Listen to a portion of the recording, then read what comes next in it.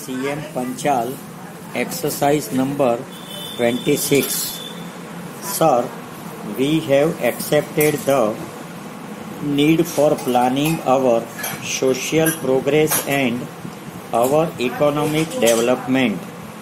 All the developing countries have been attempting to formulate such long-term plans as a supplement to short-term plans for 5 years or some years period.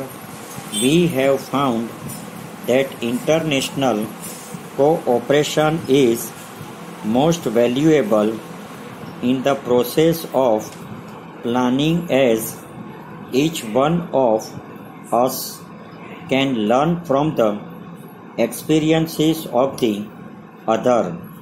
The United Nations is providing valuable guidance in this respect.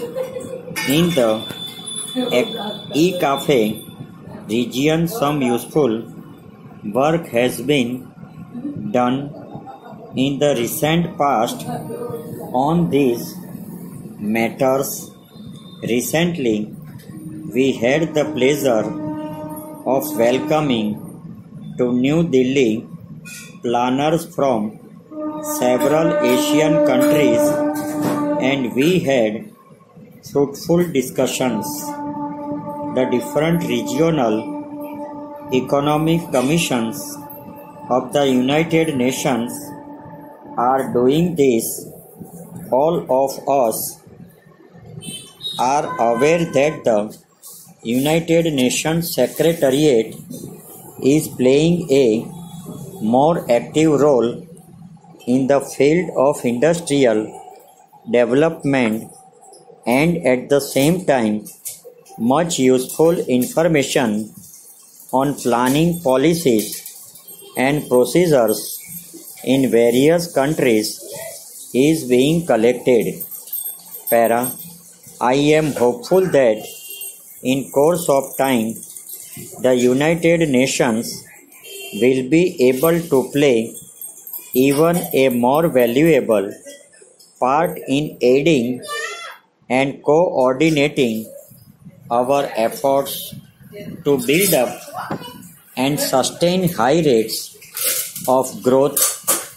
It would be useful if we were to record in our statement that we attach high priority to the activities of the United Nations in the field of development studies in general and of industrial development in particular.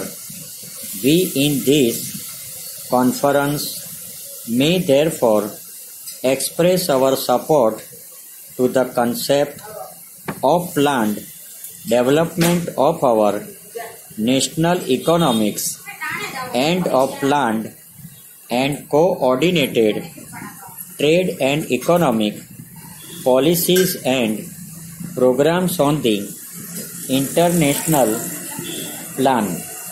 Para, I now turn to the question of the needs of the developing countries, which we should try to bring out early in our statement of conclusion. Over.